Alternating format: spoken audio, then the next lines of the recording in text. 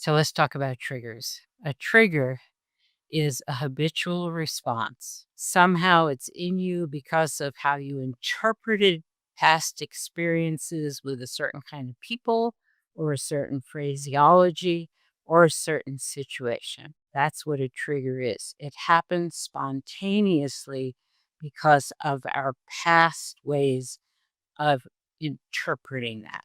So when we're looking for what our triggers are, like mine for a long time, I mean, I'm past this now, but I'm old, so should be past it, is whenever a man in a tie started talking down to me, I noticed I would immediately step forward with aggression and I was going to show him. I would notice this in meetings when a man was talking down to me. I would notice it was a great measure. Watch out, Meg. I would move forward like I'm moving in for the kill. And the kill would be what I said in response to this man. There are a few people who really don't want to be around me because this is how I was 20 years ago, maybe even 10 years ago, but I think it's longer than that. The way to change a trigger is to notice it and then choose a different response. The key is noticing when you've been triggered. So here are some indicators, and you have to discover your own. Suddenly your breath tightens or your chest tightens. The body always reacts first. It's the first responder or the first reactor. My head clenches, my neck starts to hurt, or you may feel it in your stomach.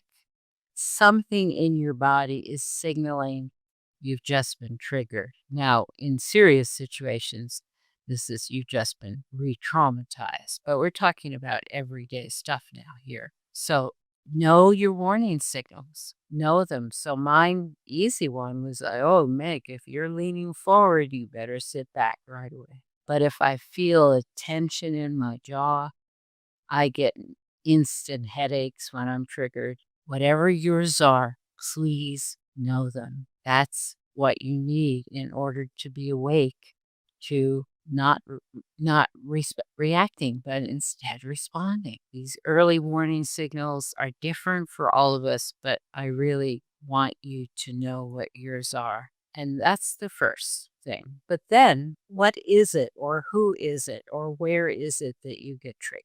You can have some fun with this, with a small group of people all discussing. So, what are my major triggers? What happens? I'm going back to mine now. When I hear the phrase, those people, instantly I'm on alert. Or when I hear a phrase that is completely wrong, such as, oh, this is not a big deal. We've been here before. There's nothing new here. That's when I'm speaking about collapse. I get that. But whatever the triggers are, whether they are certain phrases or certain people or a certain look, learn how to notice them quickly, because then and only then you have the opportunity to not get triggered. You pause and you come up with a more sane response, less emotion and more clarity. So please do this practice also of getting together with a group of friends, maybe a little liquor, and just name your triggers. And you can have fun with this, but then you will also see that this is your pathway to better relationships, more openness. This is your route to be able to stay in conversations or places where you in the past got triggered. So I'm so good now dealing with men who are just talking down to me. I just don't care anymore.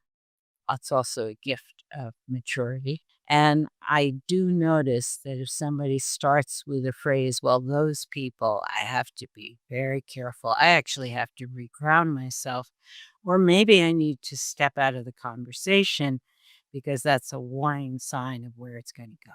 But you have to be interested in staying in places where you are triggered That's the motivation. Like, I really need to be in those meetings. I really need to be at this table. I really need to be in this conversation. Because if you're not interested in being there or there's no need for you to be there, then it doesn't matter if you're triggered. But triggers are an interference for many of us. They keep us from being sane, important influencers in the places where we want to influence because we got triggered. And that just removed all of our capacity to participate in a way that people will listen to us. So there has to be that motivation. And I just want to quote Elizabeth Warren, our wonderful senator, as always for people. She said, if you want to stay, I'm talking about you want to stay at the table, you have to know your triggers.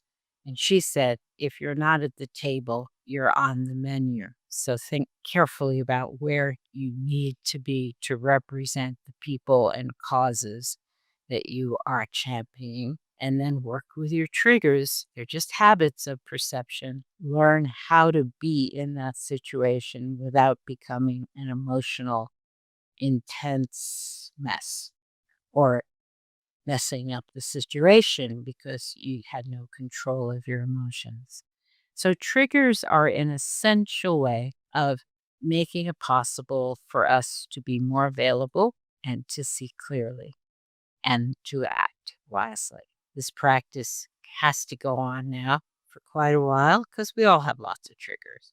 But again, the motivation must be that you want to be in that situation, you want to represent a cause in that situation, and you need to be there. So you need to get over your own habits of perception. And you will be much more effective, which is the fruit of all of this, right? You can be rational, you can be sane, you can be insistent, you can be demanding, but without aggression, with clarity, and it makes you much more effective.